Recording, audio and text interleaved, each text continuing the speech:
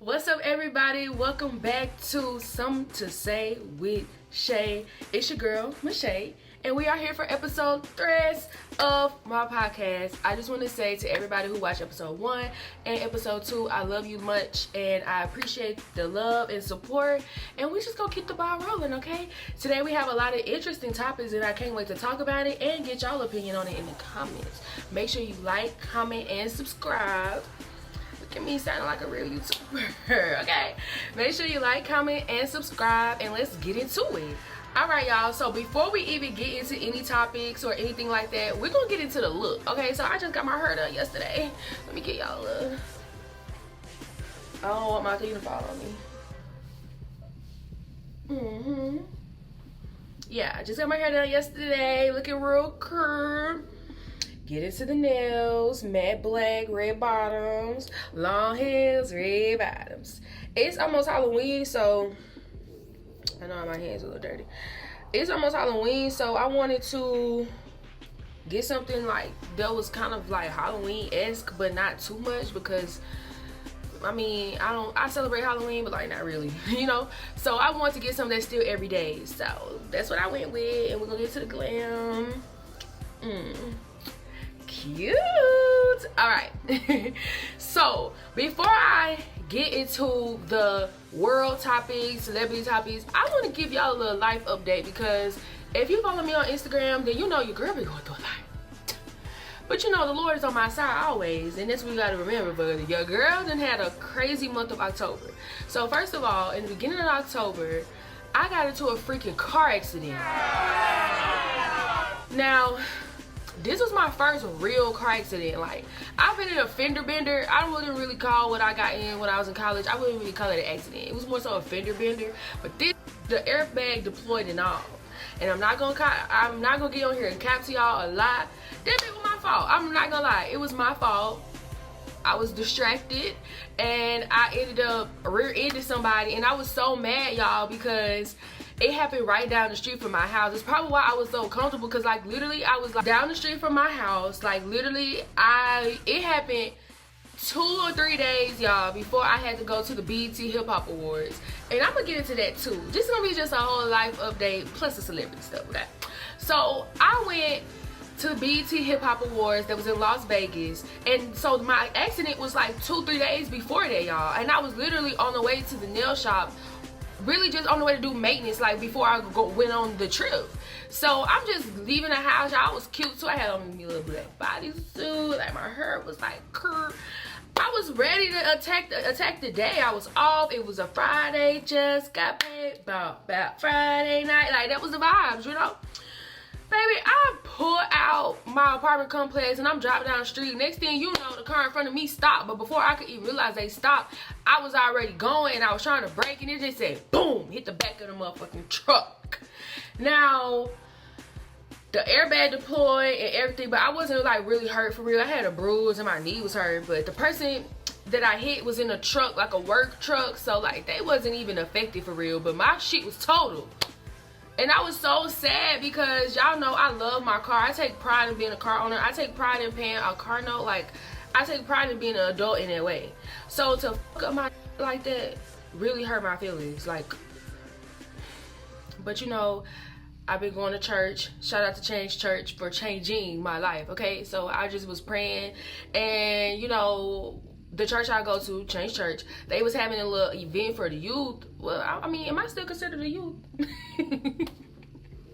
It was like 18 to 25, so I'm almost there. I'm almost out that group, but I was still there.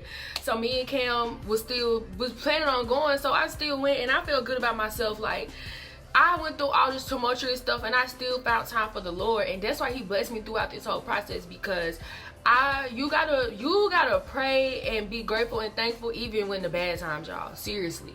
And that's the lesson that I had to learn, like, through this whole process, y'all. I was a prayer warrior, baby. I was like, Lord, I don't know why this just happened, but I just pray I'm able to get another car. I just pray I don't gotta pay nothing. Like, thankfully a girl got good insurance, you know what I'm saying, so I didn't have to pay anything for my car being totaled. But then I had to find a car, and that was a whole process, and I had to find it quick, because my insurance was paying for the rental car, but I didn't want to keep paying for it after the day. So I'm like, bitch, I need to find a car. So After a tedious ass process, I finally found another car. Well, it's really a truck, but my little SUV is named Junior, okay? I named him Junior because it's the same exact car as truck, I'm sorry. I'm just so used to saying car. It's the same exact truck that I already had, but newer. So my original truck, Kiki, was a 2021, and so this one is brand new out the lot, 2025. What you talking about? Like, yeah, I've never ever had a new car. I wasn't even thinking about getting a new car, but it's like, why not? You know what I'm saying? So the whole process was crazy, but I'm so grateful and I'm thankful for everybody that helped me get my car, especially the people at the dealership, like the two men. They were really great people. Shout out to my mama for being my assistant, because I had her on the phone the whole time, because I am just a girl. I don't know nothing about none of this. I was literally like like when I was car shopping, people like the car people would be like, well, what's your interest rate you want to pay, or what's the MPR? Baby, I don't know none of that. I just know I need a car, and we just gonna leave it at that. But all in all, you guys, like I said, I got my car, Junior. It's like Kiki 2.0, so it's like Junior. But you can't say Junior, you gotta say Junior, okay? Junior. JR, Juju, okay? So I'm excited, and I just want to say that the Lord is good and God is good, and he blessed me throughout this whole situation. And you know, it's important to listen to God when he's talking to you, because I feel like God always be talking to me, and it's not that I don't listen, but maybe it's like quiet. But like this whole process, it was very loud. It was very loud, and I'm grateful and thankful, and Lord, you are just good. Amen. We just got to start with that little devotional, okay? Now let's get into the topic. All right, y'all. So the first topic of the day is what this episode name is the fans is watching. Okay, the fans is watching. The fans are watching. So recently, rapper Lil Durk was arrested, y'all, for a murder for hire plot. He was arrested by the feds. This is not no local shit. This is the federal police, okay? He was arrested for murder for hire for allegedly paying members of his gang record label, OTF, Only the Family, to put out a hit on Quando Rondo for retaliation for the killing of King Von. This is ghetto. This is ghetto. Basically, the feds are accusing Lil Durk of funding the murder, attempted murder on Quando Rondo. So what had happened was, let me take y'all all the way to the beginning, okay? To explain, just in case if you don't know, like, the timeline of it. So, Lil Durk, King Von, right? They're friends, brothers, cousins, family, only the family. Get it? Okay. So, King Von had beef with NBA Youngboy. NBA Youngboy is cool with Quando Rondo. Okay. So because King Von and Youngboy had beef, King Von seen Quando Rondo and his friends outside somewhere in Atlanta, and then they got to fighting. And King Von beat Quando Rondo up. And then one of Quando Rondo friends, Lil Tim, okay, shot King Von and killed him. This is how King Von's life was taken in a horrific way on a night out.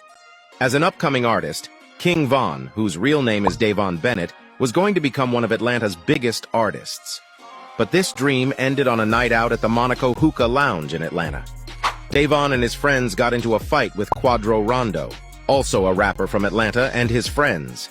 The fight escalated completely as seen here, and multiple shots were fired outside the lounge, and multiple of them hit Davon. His friends got a car and drove him to the hospital, but he died later that night in the hospital at the age of 26. Okay, where we are? Okay, follow me. So, because of that,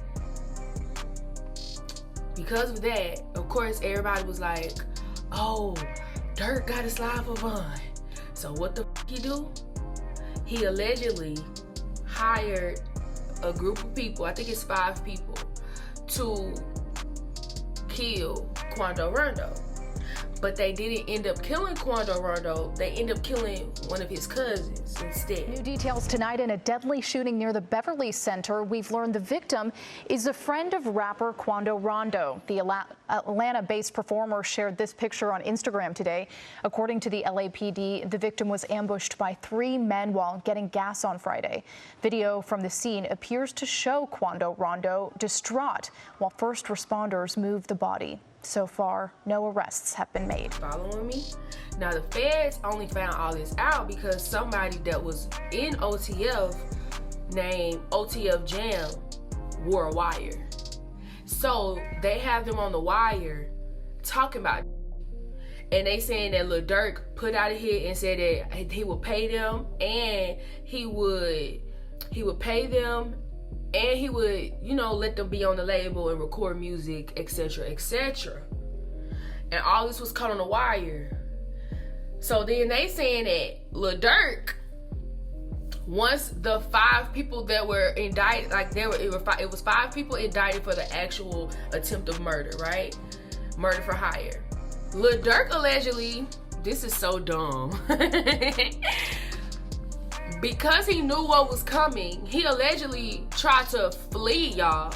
He got international flights to Dubai, Switzerland, and in a private jet to Italy in an attempt to escape the U.S.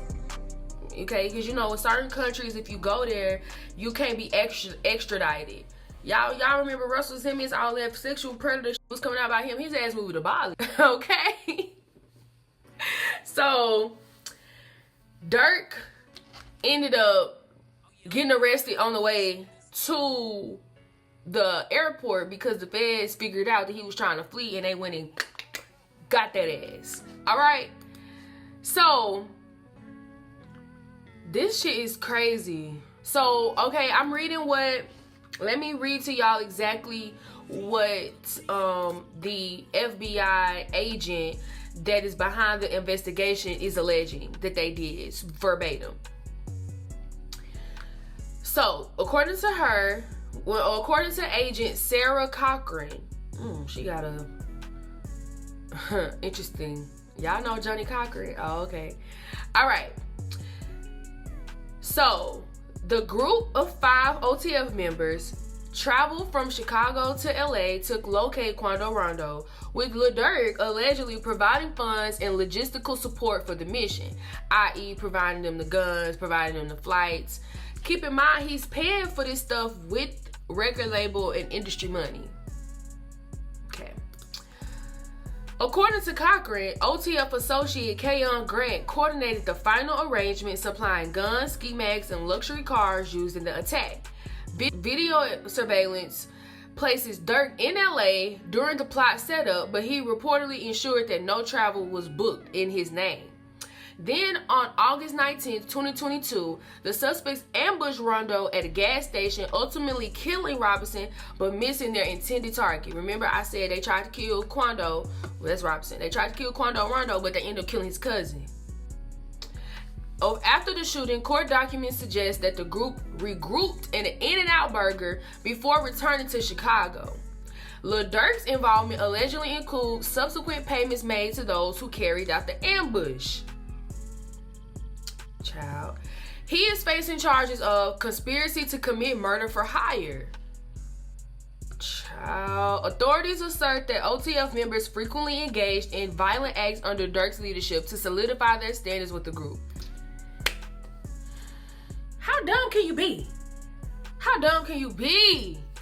Y'all, this nigga going to jail. Like, I'm so sorry to say that, but at the end of the day, I can't say free somebody that's doing deviant, weird, violent shit. At the end of the day, I can't go for somebody that is doing violent. And at the end of the day, I don't know why anybody is shocked about this, because when King Von first died, everybody and their mama was on social media saying, oh, Lil Durk need to slide for Von. Oh, he need to get it back in blood. Ain't that what y'all said? He literally has a song called Getting Back in Blood. Like, y'all thought this was play? Now, I don't understand why these rappers put what they do in songs either. They don't make no damn sense. And Lil Durk, at the end of the day, I get that he probably felt pressure to get revenge for King Von's death. And I mean, I guess we can all sympathize with that, because if that's somebody that you love and you know who killed them, I'm pretty sure, like, you know, but at the end of the day, this is not power, bitch. This is real life. You're not gonna get off on that murder like Ghost and Tariq and them. Y'all, this is real ass life, bitch. Like, huh? Why are you paying for this stuff with money that could trace back to you? Why are you getting people that's on your record label to commit these crimes? Why are you promising that you can get this and this? Because if you do something like killing somebody, y'all don't see like that's like borderline evil. This reminds me of when all the information came out about Young Dolph's murder. So I brought that up to say, during that, when they sentenced his killers to life, it came out that Yo Gotti's brother Big Jook put out a hit for Young Dolph and people on Young Dolph's label, Paper Route Empire. He had a hit out for them, $100K. If you kill Young Dolph, you get $100,000. So this dumbass thought that if he and somebody else kill Young Dolph and got the money, that they would have like popped their music career off. Like that was their thinking. And I brought that up to say that was these people's thinking also. Obviously, if I do this for Lil Durk, he gonna give me money and I could be on a record label. Like, that is sickening. That's sickening. That is evil, to want to even build your career off the blood of somebody else. And I'm pretty sure this has happened in the industry way more than we can count, but that doesn't make it right. And Lil Durk, like, I can't say I feel bad. Only people I feel bad for is India, and I feel bad for his children, because nobody deserves for their daddy to be in jail. I said the same thing about Diddy. Like, I'm gonna keep that same energy. I wouldn't wish it on anybody for their daddy. For it seems like they're active in their kids' life. I don't know, but from Instagram, it seems like they're active in their kids' life. So now he's about to go to prison because he's going to jail, y'all. This the feds. They got him on recording. What's really going on? Young Thug got busted because he was snitched on. And Lil Durk, let me bring this up, because y'all know I love me some Gunna. Lil Durk, you had so much to say about Gunna, who's not even a snitch, by the way. He's not even a snitch. Y'all had so much to say about Gunna when his snitches in your camp. Talking about his snitches when your snitches in your camp. Oh, okay. Okay, so next we're going to get into my favorite topic, Don't Cancel Me, where we talk about controversial topics and we just tell the people, like, don't cancel us. Like, we talking real shit. Y'all love to talk about people. Y'all love to cancel people. We're not being canceled for our opinions over here on Something to Say with Shay, okay? So I have been wanting to talk about this for so long because I'm very passionate about this topic. And it's about Angel Reese and Caitlin Clark and the WNBA and just the perception of black women in this society. And I want to talk about this because the WNBA season ended a couple of weeks ago, and Caitlin Clark won Rookie of the Year. And it was just a lot of talk about the differences between the two, and it's been talk since they played each other in a national championship game in 2022. It's just been boiling over, and I wanted to speak on it because y'all know I'm Team Angel. That's my Taurus twin, Taurus sis. I just think that sometimes people can just do too much when it comes to the conversation between both of them, and it just don't sit right with me. When it comes to Angel, I look at her as an athlete who is definitely a trendsetter in a lot of ways. No WNBA player or women's basketball player in general has captivated the masses in this way. And when I say that, I'm not saying that other WNBA basketball players have not had fame and notoriety amongst the people. That would be dumb. That would be uninformed, and that would be untrue. So that's not what I'm saying. What I am saying is that nobody has been able to be this famous off rip from just basketball alone. I first seen Angel when she was playing for LSU, you know, her junior year, and she was had a lot of noise behind her even prior to even being in the national championship game. You know, she already had a following for being like aggressive. And honestly, I don't even want to use the word aggressive because that has a negative connotation. I would just say passionate. You know, she was a very passionate player, and she gained notoriety because in the national championship game when she played Caitlin Clark, she did the, you know, the "You Can't See Me Like Ring Me," and people was like, oh, how unsportsmanlike is that? Whole time, Caitlin Clark had just did that to somebody, like literally a game or two before that. She was talking shit. There's Angel Reese waving her hand in front of her face at Caitlin, doing the "You Can't See Me" move, popularized by John Cena, pointing at her ring there. Caitlin says she didn't see this happen, by the way. Barstool Sports founder Dave Portnoy called the move classless. That started trending. A lot of people joined in, both sides saying, yes, this is good, no, this is awful. Some say it's a double standard because Caitlin actually did the same thing earlier in the tournament. This video from the Elite Eight, you see her there. Stephen A. Smith says this shows how a black athlete is criticized more for doing the same thing a white athlete might be praised for. Both women made basketball history. Clark's 191 points were the most in a single NCAA tournament, men or women, and Reese notched her 34th double-double of the season, breaking the NCAA record. I, for one, am so happy that we've solved so many of life's... Talking shit is a part of sports, is it not? Is it not? So where is this energy coming that Angel Reese talk shit? Now all of a sudden she aggressive and she isn't playing the game, whatever the y'all be saying. And then fast forward, when they get into the WNBA, it's all this conversation around, oh, they bullying Caitlin Clark. Oh, they jealous of Caitlin Clark.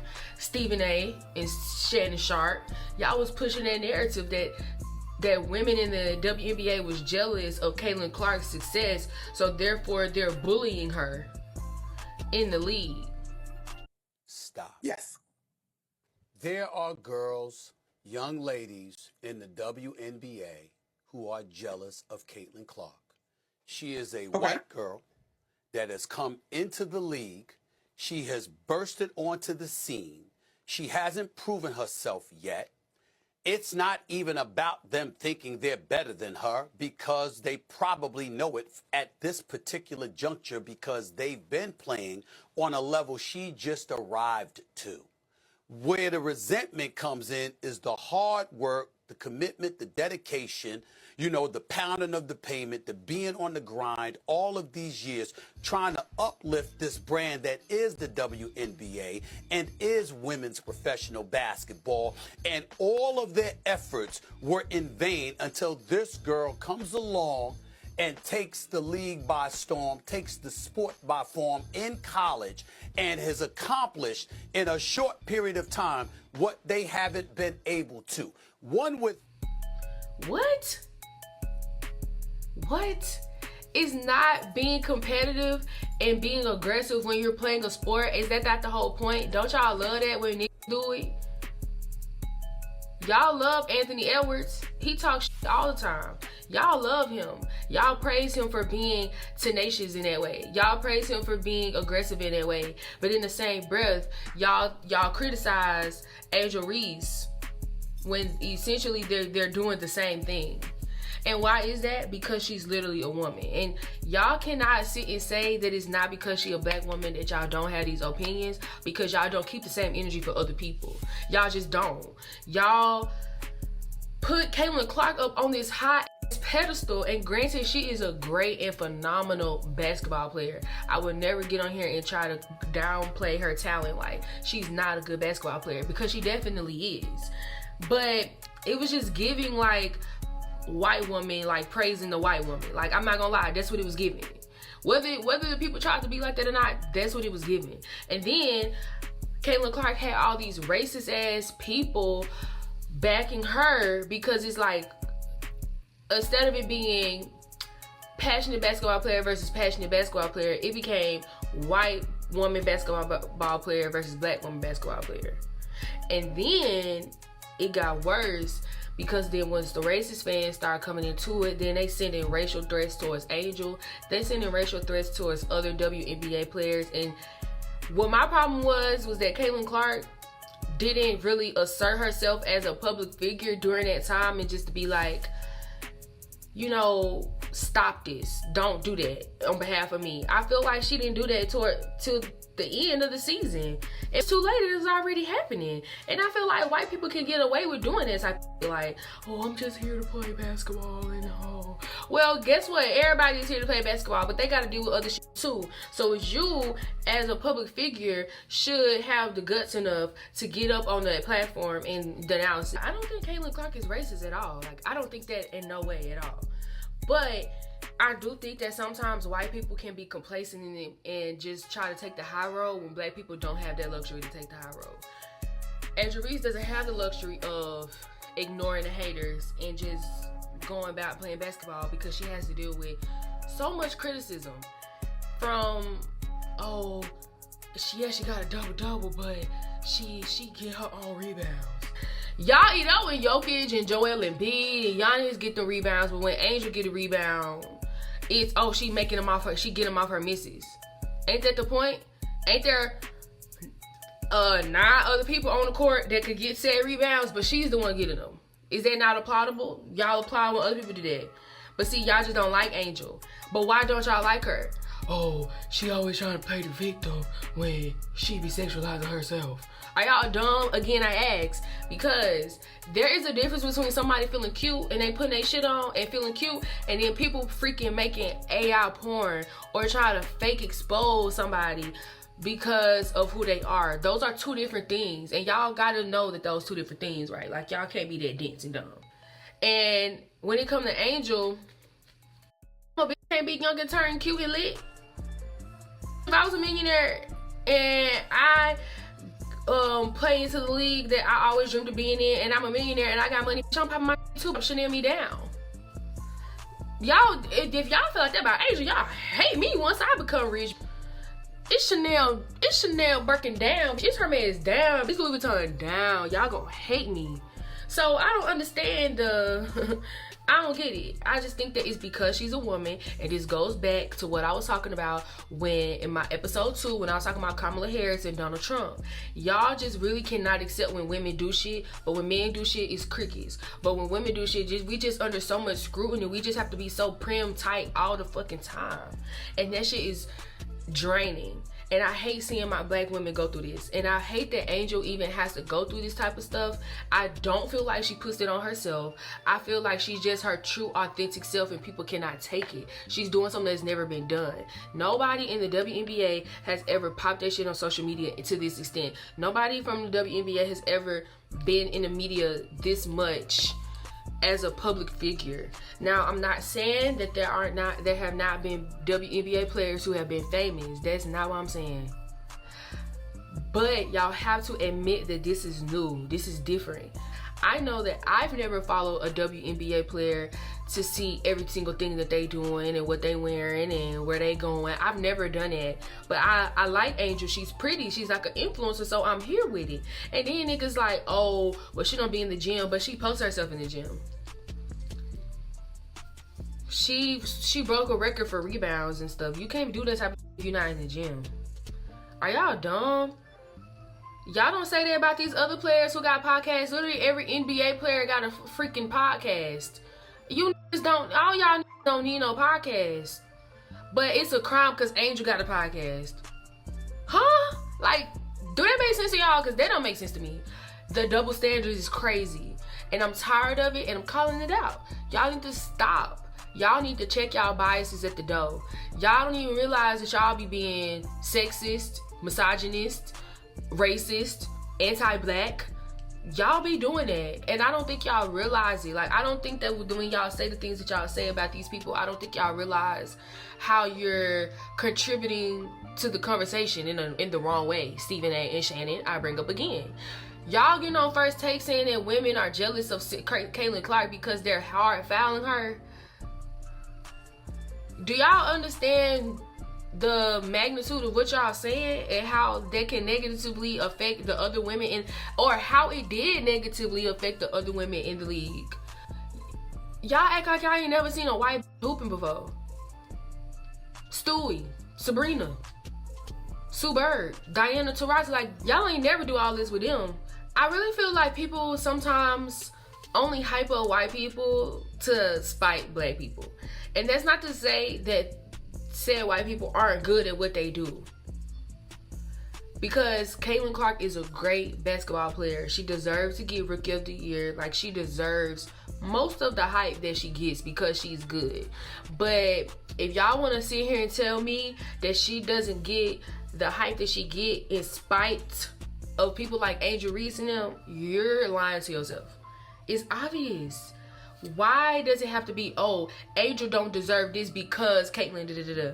Or even the opposite. Why have to be, oh, I'm Team Angel because Caitlyn, like, it don't have to be that. Like, both are good. Like, let both of these ladies coexist.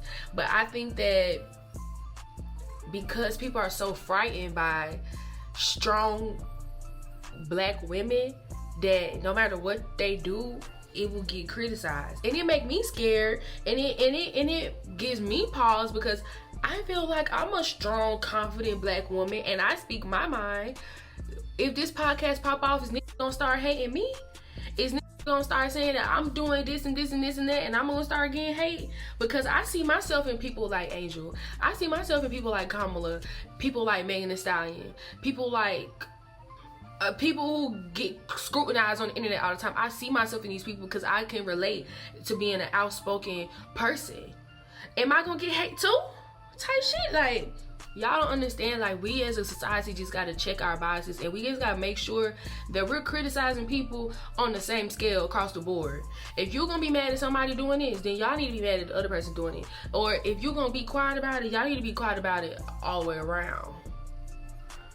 Okay? Don't cancel me. Alright, you guys, so we have made it to the end of the episode, and I'm gonna give you my cliche of the day with Shay. And my cliche of the day is, y'all, it's okay to cry. Now, I wouldn't classify myself as a crier. Like, growing up, I'm intuitive and I'm like emotional, but I'm not the type of emotional to cry. But 2024, babe, I feel like this year I've cried more than I've literally ever cried in my life, probably since I was a kid. And at first I felt some type of way, but then I thought about it, like, bro, it's okay to cry. Like, if you're feeling emotional enough that you feel like tears want to fall, then let them fall. I have been through so much this year. Like, this year was so troubling for me. And I found myself crying sad tears. I found myself crying happy tears. I found myself crying just that time of the month tears. Like, it's been so many tears that have shed, but at the same time, it's like I'm grateful that I've started crying, because I feel like after I cry, I feel so much better after it. Like, and so my message to y'all is just embrace the cry, bro. If you gotta cry, go in the bathroom and let that shit out, okay? Get you some tissue and dap your eyes and just go on. Like, I've really been trying to work on myself and just like remind myself I'm not a freaking robot. I feel emotions, and if I feel like crying, then I'ma cry. So cliche of the day is to remember to cry and just pray and just be a good person, y'all, because at the end of the day, that's all that matters. If you're a good person to the people around you and a good person to yourself, you will find that you will have more better days than bad days. And I also want to leave off with what I'm bumping right now, baby. The girlies done blessed us, right? Okay, Gorilla drop, Meg done drop, and I actually like what Meg dropped. Y'all know I'm a hottie down, but lately my girl, like, the music ain't really been hitting, and it took me a long time to admit it, but I finally admitted it, and I'm just like, damn, man. But this little part 2 she dropped got a little box on there, so I'm gonna give her her hand clap. But I really been bumping Gorilla. Let Her Cook and Hold On. Even though Hold On been out, I don't know, it's just maybe because I've been listening to it so much because it's on the album. That's my shit. Like, I'm popping this so hard because I ain't used to shit. These ain't got no type. They want a stupid like I don't know why I love that part. And love the cook is my shit. So shout out to Glow, shout out to Meg, shout out to the Southern girlies putting on, okay? So again, I just want to say thank you so much for watching, and I love everybody, and I'll see y'all next episode.